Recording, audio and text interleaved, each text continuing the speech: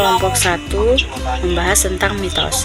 Kata mitos berasal dari bahasa Yunani yang berarti mythos, yang dimana merupakan cerita yang diterima sebagai anugerah dewa yang menyajikan model kepahlawanan dan keberanian. Cerita mitos ini biasanya mencerminkan kepercayaan dan ajaran moral masyarakat yang mempercayainya. Mitos juga seringkali mengajarkan kebijaksanaan, menghormati alam, atau memahami hubungan antara manusia dan kekuatan gaib. Selain itu, mitos juga berfungsi untuk memperkuat tradisi serta memberikan identitas kepada suatu komunitas. Makalah kelompok 2, Trial and Error. Makalah ini menjelaskan bahwa metode trial and error adalah pendekatan untuk memecahkan masalah dengan mencoba berbagai cara hingga menemukan solusi yang tepat.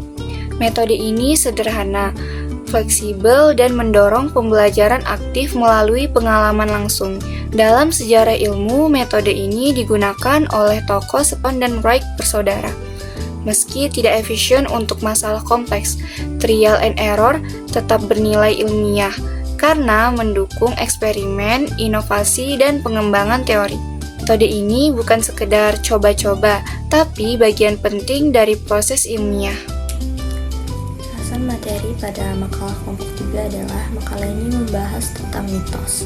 Mitos adalah cerita tradisional tentang dewa, pahlawan, atau asal-usul alam dan manusia yang dipercaya masyarakat meski sifatnya tak alamiah. Ciri-ciri pada mitos itu meliputi dipercaya nyata, suci, berlatar dunia lain, dan terjadinya itu di masa lampau. Jenis-jenis mitos meliputi mitos sebenarnya, penjelasan alam, cerita rakyat, legenda, dan dongeng. Fungsi mitos penting untuk menjelaskan fenomena, membangun hubungan sosial, menyampaikan nilai budaya, menjaga sopan santun, dan melestarikan lingkungan. Contoh mitos yang terkenal sekarang itu adalah mitos letusan Gunung Merapi yang melibatkan Nyi Roro Kidul dan Kyai Sabjagat. Mitos juga berperan sebagai sarana pendidikan dan penanaman nilai etika serta religius dalam masyarakat.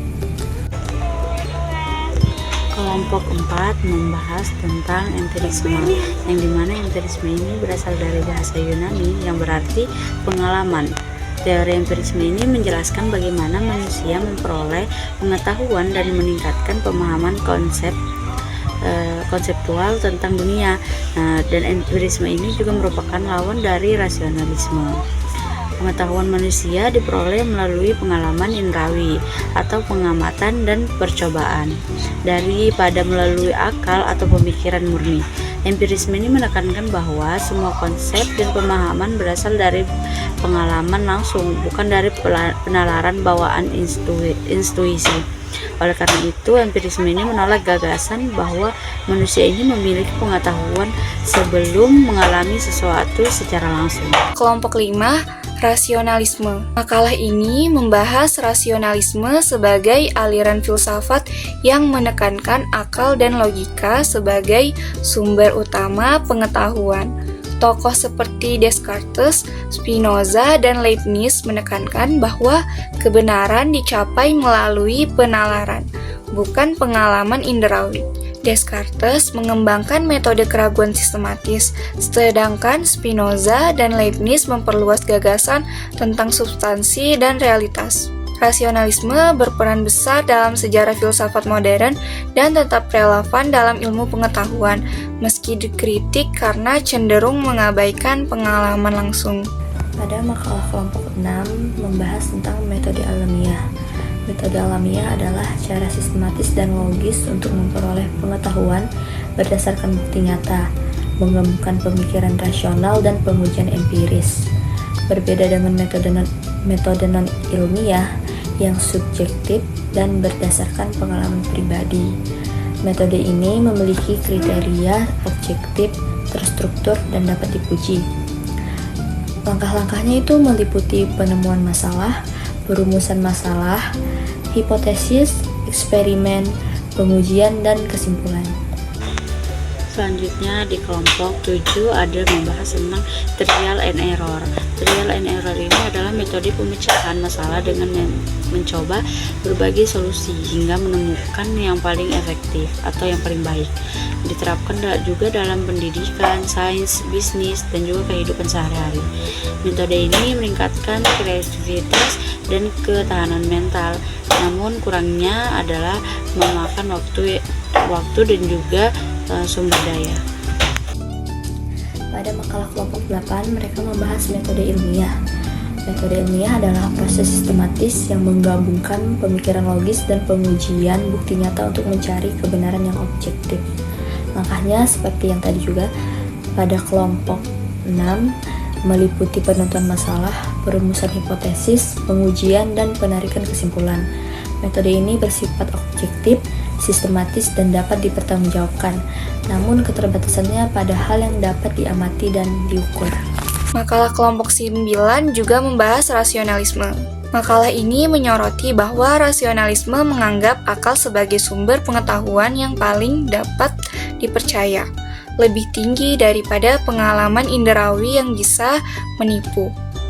Dengan penalaran deduktif dan prinsip logika, rasionalisme menghasilkan pengetahuan yang sistematis dan pasti.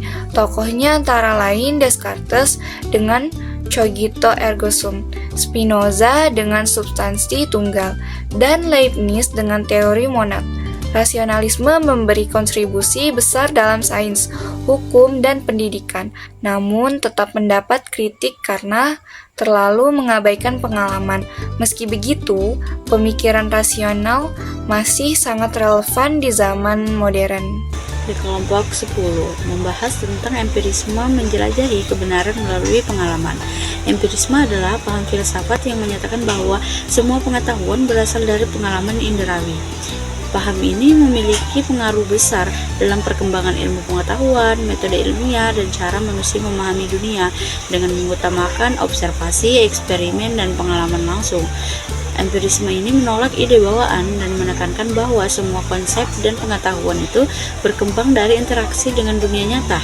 Secara praktisnya, empirisme ini terlihat dalam pembelajaran sains, inovasi, teknologi, dan kehidupan sehari-hari, di mana seseorang itu memperoleh pengetahuan dan keterampilan melalui pengalaman langsung, bukan hanya dari teori ataupun intuisi.